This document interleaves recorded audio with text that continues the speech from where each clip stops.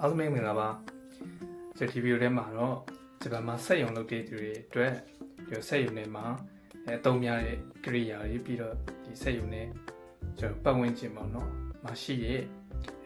ပစ္စည်းအခေါ်အဝေါ်တွေကို share လုပ်ပေးမှာဖြစ်ပါတယ်ကျွန်တော်ကိုယ်တိုင်လည်းစက်ရုံထဲမှာလုပ်ခဲ့မှုတဲ့အတွေ့အကြုံရှိတယ်ဒါပေမဲ့စက်ရုံတွေကကျွန်တော်လုပ်ငန်းပုံစံပေါ့နော်စက်ရုံလုပ်ငန်းတစ်ခုနဲ့တစ်ခုမတူကြတဲ့အတွက်စက်ပစ္စည်းတွေပြီးရင်ဒီပတ်ဝန်းကျင်ပေါ့နော်အကုန်လုံးကတော့တထရာလေးတူနေကြမှာတော့မဟုတ်ပါဘူးဒါပေမဲ့ဒီဗီဒီယိုထဲမှာ sharing လုပ်ပေးထားတဲ့ဒီကိရိယာတွေကတော့ဒီပြီးတော့ပစ္စည်းတွေကပေါ့နော်ဒီစက်ရုံအားလုံးဒီပါမှာရှိကြတဲ့ပစ္စည်းကိရိယာတွေကိုကျွန်တော်ထည့်သွင်းပြီး sharing လုပ်ပေးထားပါတယ်ကျွန်တော် channel လေးကနေပြီးတော့ဂျပန်စာပြီးရင်ဂျပန်နိုင်ငံနဲ့ပတ်သက်တဲ့ knowledge sharing video လေးတွေတင်ပြသွားဖို့အစီအစဉ်ရှိပါတယ်။ကြည့်ရှုတဲ့သူတွေအနေနဲ့အကျိုးဆောင်တရားရရှိမယ်လို့မျှော်လင့်ပါတယ်။ဒီနံပါတ်1ကတော့ခိုးချိုးခိုးချိုးဆိုတော့စက်ရုံပေါ့နော်။နံပါတ်2ကတော့ရှီဇိုက်ကိုဆိုတော့ကျွန်တော်ပစ္စည်းတွေတုံးလောင်တာပေါ့နော်။ပစ္စည်းဆိုတာထက်ကိုကျွန်တော်ကိရိယာတွေပေါ့နော်အလုပ်ထဲမှာသုံးတဲ့ပစ္စည်းကိရိယာတွေတိုးလောင်တဲ့နေရာပေါ့နော်ဒီနံပါတ်4ကတော့ဆိုကိုဆိုတာကျွန်တော်ပစ္စည်းတိုးလောင်ရုံပေါ့နော်ကုန်တိုးလောင်ရုံနံပါတ်5ကရှီတိုရှတ်တာကနှစ်ခုရှိရပေါ့နော်ဒီ plastic shutter နဲ့ဒီ shutter ပေါ့နော်ဒီလို shutter ကရိုးရိုး shutter ဆိုပြီးတော့ပဲခေါ်လို့ရှိပါတယ်နောက်တစ်ခုကတော့စက်ရုံလုပ်တဲ့သူတွေပေါ့နော်မဖြစ်မနေတည်ထားတင်တဲ့ဒါဆူရိုလို့ခေါ်ပါတယ်6လမ်းပါနောက်တစ်ခုကတော့ထန်ဂျိုခရိန်းလို့ခေါ်ပါတယ်ခရိန်းတွေမျိုးစားအများရှိတဲ့ထဲမှာစက်ရုံတွေမှာရှိတာပေါ့နော်အများစုရှိကြတာကထန်ဂျိုခရိန်းပါဒီ grade နဲ့ပတ်သက်ပြီးမှတ်ထားမှာကဟိုဂျောရှာနဲ့ဆိုဆိုင်ရင်ဆိုရဲအကူနဲ့ပေါ့နော်ဒီ grade ကိုကင်တွဲတဲ့သူဆိုပြီးတော့နှစ်ခုမှတ်ထားမှာဖြစ်ပါတယ်ဒါကတော့ forklift ပေါ့နော် lift လို့ခေါ်ပါတယ်ပြီးတော့ဒီစက်ရုံအများစုမှာရှိကြတဲ့ဒီဖာရိတိုပေါ့နော်ကျွန်တော်ပစ္စည်းရတင်တဲ့ဖာရိတိုကိုတက်သားနဲ့လုပ်ထားတဲ့ပါရီကိုတော့ကျွန်တော်ခီပါရီကိုခေါ်ပြီးတော့ plastic ကိုတော့ပူရာဒါမှမဟုတ်ဂျူးရှိပါရီကိုခေါ်ပါတယ်နံပါတ်10ကတော့ helmet နောက်တစ်ခုကတော့ကျွန်တော် anzan goods ပေါ့နော်စက်ရုံတိုင်းမှာ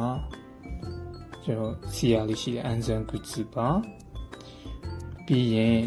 သူတို့ပြနွေရာသီမှာပေါ့နော်ကျွန်တော်အရန်ပူတဲ့အခါဒီခူချောဖုကုဆိုတဲ့ဘန်ကအင်ဂျီဝေးရလေးရှိပါတယ်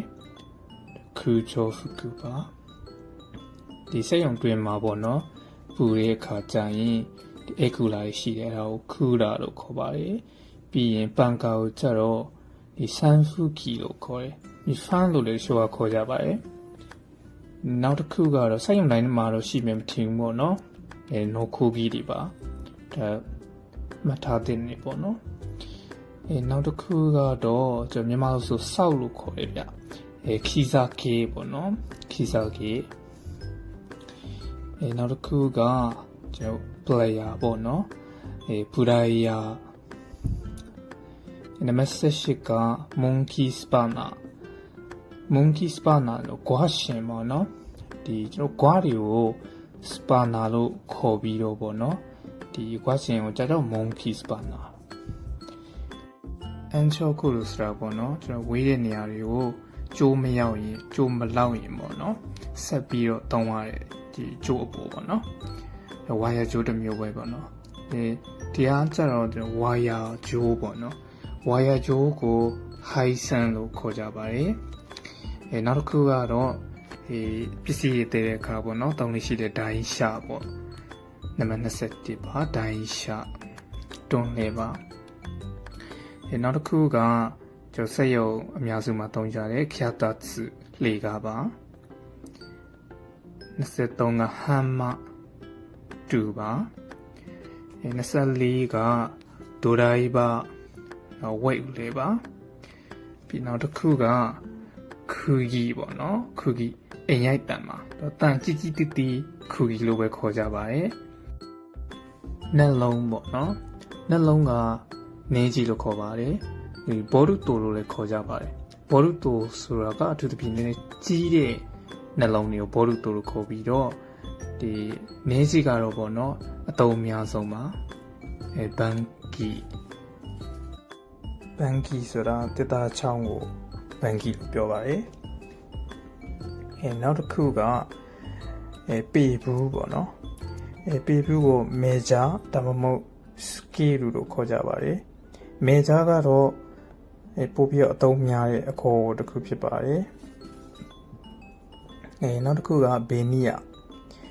ယာကအထက်သားကိုဘေနီယာလို့ခေါ်ပါတယ်နံပါတ်30ကမာရူနိုကိုဆိုတာတစ်ဖြတ်တဲ့ဆက်ကိုမာရူနိုကိုလို့ပြောပါတယ်နောက်တစ်ခုကမနက်တိုင်းလောက်ကြတဲ့ဒါဂျီယိုတိုင်ဆိုပေါ့နော်နောက်တစ်ခုကလုံးမစခင်ပြုလုပ်ရရှိကြတဲ့မနက်အစည်းအဝေးကိုချိုးတဲ့ရှိုကူရိုထမင်းစားကန်နောက်တစ်ခုကမန်ဒန်ဆိုတာကျွန်တော်တယောက်ချင်းခေါ်ပြီးတော့တွေ့ပြီးတော့ပေါ့နော်ပြောကြတဲ့အစည်းအဝေးလိုပုံစံမျိုး face to face မန်ဒန်လို့ခေါ်ပါတယ်နောက်တစ်ခုကဝန်ထမ်းတွေစုပြီးတော့တွားကြတဲ့ရှိုင်းလေးကိုဝန်ထမ်းခီးစဉ်ဖြစ်ပါတယ်နောက်ဆုံးကဘုဒ္ဓရအနေနဲ့ပေါ့နော်အလုပ်ထဲမှာပြုလုပ်လို့ရှိကြတဲ့ပါတီပွဲတွေကို sharing လုပ်ပေးတာပါဘောနန်ကိုင်းဆိုတာနှစ်ကုံပါတီပြီးတော့ရှင်နန်ကိုင်းဆိုတာနှစ်တစ်ခုတည်းကပြုလုပ်လို့ရှိကြတဲ့ပါတီနောက်ပြီးတော့ခန်းကဲကိုင်းဆိုတာဒီဝန်ထမ်းအသစ်ဝင်လာရင်ပေါ့နော်ပြုလုပ်လို့ရှိကြတဲ့ welcome party နောက်တစ်ခုကတော့ဒီအလုပ်ထွက်သွားရင်ပေါ့နော်ပြုလုပ်လို့ရှိကြတဲ့ sobit sky ဖြစ်ပါတယ်နှုတ်ဆက်ပွဲပါ